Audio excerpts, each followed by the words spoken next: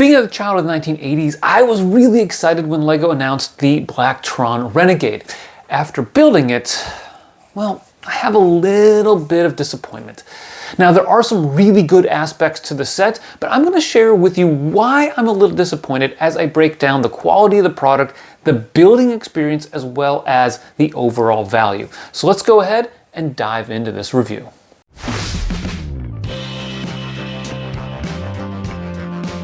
Since this is an icon set, my expectations for quality are rather high. Now, as I dive into this and give you more details about the set, I do want to make sure I highlight a lot of the positives as well as some of the negatives. We get off to a promising start. The box is a bit smaller than the Galaxy Explorer from 2022, but it is the exact same size as this year's Grogu and Pram set. Note that all three cost $100 US. Also, note that the box has a little build together symbol in the bottom right corner. This is the first time that I have seen that. This set, according to LEGO, is for 1 to 2 builders, which is exemplified by the 2 instruction manuals included in the box. That said, the box lacks some of the same backdrop as the original Renegade from 1987, instead of opting for a muted grid and a blue glow rather than a yellowish-orange fiery glow. And the instructions were not protected in a sleeve, such as this paper one from the icon's Tudor corner, leading to some damage. Mine weren't too bent out of shape, but with everything placed tightly in this box, it's possible yours could be in worse shape. This somewhat mixed bag in terms of initial quality and packaging continues with the lack of stickers as a good thing. Like with the Galaxy Explorer, the Renegade has none whatsoever. All of the decorations are printed. For instance, there are a number of double cheese slopes with various gears and screens printed on them. There are 1x2 black slopes with button printing that mimics those from 1987. And then there's this wonderful flag element with the Blacktron logo, which corresponds well with the slope from the Blacktron Cruiser gift with purchase from 2023. And as much as that is a good aspect, we do get these 2x2 printed tiles with arrows that lack the same vibrancy of yellow as the logo, or even the yellow pieces used throughout. And looking at them, they're just a little bit paler and not quite as well defined in their coloring. Otherwise, the pieces on the whole, which come in 8 numbered bags, were of the usual quality. I will note though that if you're not a fan of black, this probably won't be your favorite set. You get 3 minifigs plus a droid in this set. The minifig torsos are the same printing as those from the 1980s. The droid is actually comprised of pieces from the 1980s with the exception of the 1x1 round tile in trans yellow there for its face. You also, for the minifigs, get the same smileys. You get the same black helmet, the same black air tanks, and the same black visor. Here I have an image of 2 minifigs, one of which is the original, and the other is the modern one. Can you guess real quickly which one is the original? Well, it's the one on the left. That one is from the 1980s. The one on the right is from the Blacktron Renegade. One of the key differences, of course, is that these minifigs actually have back printing. Even though their backs are covered up by the air tanks, they still have some fantastic printing on their back. Overall, these are pretty good minifigs. I really enjoyed how LEGO stuck true to the classic Blacktron figures.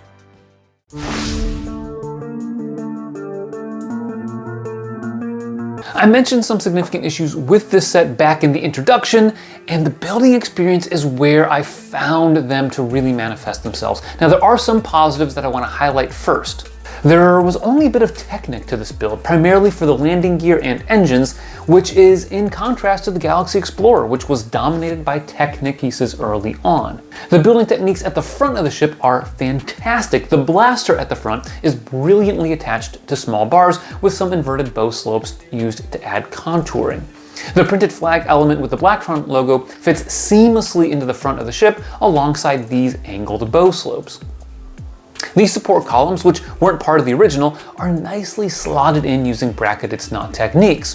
The fuel cells in the back are slotted in by the engines, but notice how the handle edges fit into some 1x2 curved plates. This is a sneakily solid building technique that I enjoyed seeing. Also in the back, is the release mechanism for the buggy, which is a nice feature, even if the buggy in the original was not attached similarly, and the buggy itself does not have an enclosed back. It's more like a pickup truck. Another nice technique is the back of the main ship, which uses a bracket, plate, and a trans red tile to denote back lights. It's not too complex, but it is notable. Now, these techniques are worth mentioning because they stand out as pluses. However, the rest of the build was very straightforward. Now, it flowed well from one back to the next, so I'm not going to complain too much about that, but the building techniques certainly lacked in comparison to other sets. Now, it's important to highlight that I built the Tudor Corner before I built this. I also built the Galaxy Explorer at the end of December and the Daily Bugle that same time frame. So I just got done with some pretty impressive builds, and this one didn't quite compare favorably to those. There were some nice techniques, as I highlighted, but the rest of it was a lot of studs on top and not a lot of creativity with how I would expect an 18+ set to develop. In fact, that is kind of one of the questions I have. What makes this an 18+ set in terms of the building techniques? In terms of the material, I get it. It's a ship from the 1980s and it taps into the nostalgia for us millennials and Gen Xers.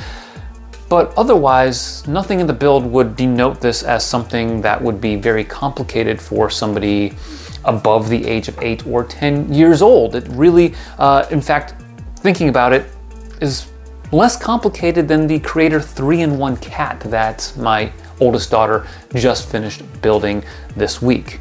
So whereas I gave the Tudor Corner a 10 out of 10 in terms of building experience, this one is significantly lower at a 6 out of 10. It didn't really keep me as engaged or as enthralled as I was with the Tudor Corner. In terms of pieces, these were also a little bit lackadaisical, although you do get 56 of these black slopes, 31 of the yellow 1x2 grill tiles, and a variety of other useful tiles and plates. There are some recolors, such as this triangle piece with the O clip, which is new in yellow, although the older versions of this piece did come in yellow, as well as these round pieces used in the engines.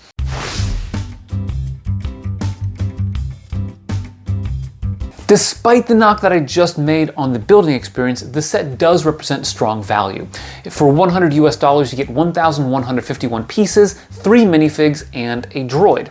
Now, I want to note that the original Renegade came out in 1987 for $30, had a little over 300 pieces, and just 2 minifigs. If you take that $30 and convert it to 2024 dollars, it's about 85. So really, if you think about it, you're getting a pretty good value compared to what you would spend on the original Renegade. I also thought it was interesting that the Galaxy Explorer comes with 4 minifigs, which is the same as the original. This one comes with 3 minifigs, even though the original only came with 2. So you get a little bit of a benefit there. Now, in terms of display value, I think this is a really nice set. It's bigger than I thought it would be, and perhaps bigger than the box indicates that it will be. So that's a plus. In fact, if you take a look at it here, you can see there is quite a bit of substance to this particular build. Not only that, but it looks really good alongside the Blacktron Cruiser and the Galaxy Explorer. So if you have those sets, or if you're willing to shell out about $35 for the Cruiser, $90 to $100 for the Galaxy Explorer, I think you've got a really good, what I call neoclassic display, right? Sets that were originally put out in the 1970s, 80s, that LEGO is now converting into modern versions. Another note that I will make is that some people, like Hugh over at Brickset, have lightly critiqued the set for having too much yellow. It's something that came up during our live stream build of the set people were wondering about. I don't have a huge problem with it. I think it looks fantastic and the piece inclusion was good. So I don't have a huge problem with the perhaps excess yellow. I think it still looks fantastic. Finally, the modularity continues from the original Renegade to this one. You can take apart the different components of the set, combine them in different ways, and get some different combinations there, which I think is really nice, as I'm showing you here on the screen now. My favorite combination actually is taking the ship from the cruiser, the front part, and adding it to this front left extension here, giving you a double-pronged fighter ship. I think that's really cool and looks nice, even though the wings are a little bit different on each of them. You can build a B model from the pieces here. You need to take apart the frame and then construct it. It would replicate the Alienator from the 1980s, which would be pretty cool. You take this front ship and place it on top of that. I will note, however, that the instructions for the Alienator are not available in the booklets that come with this set. You instead need to make sure you have the Lego Builder app, and then you can access those instructions there. So you'll have to build it using digital instructions.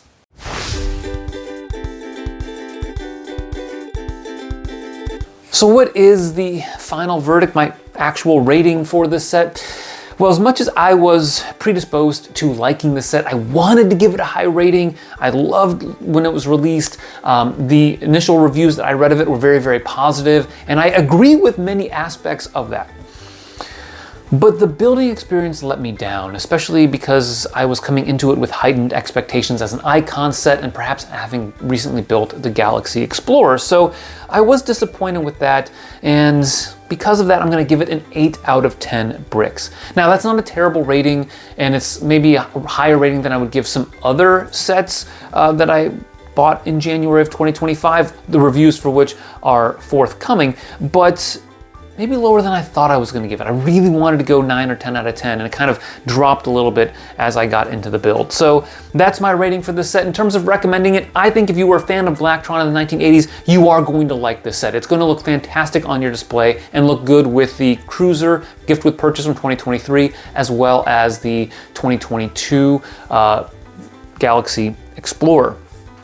I do think, though, that if you want to get a second copy, or maybe even if you're not a huge Blacktron fan but like kind of the look of this set, wait for it to go on sale or double points. Now, my understanding is that LEGO isn't spamming the market with this particular set like they did with the Galaxy Explorer, so finding it on sale quickly may not happen, but definitely keep an eye open for some sales and discounts on Amazon, as well as potentially next Black Friday. All told, though, not a bad set, just a little disappointed in the end. So don't hold that against me in terms of liking this video or anything like that. Of course, you're more than welcome to disagree, and if you do disagree, put that down in the comments below what you think about this particular set. We've got a lot of other reviews coming out for January 2025 sets, as well as some oldies but goodies this month, so make sure you subscribe so you don't miss any of those. Thanks for watching, and always remember to keep building together.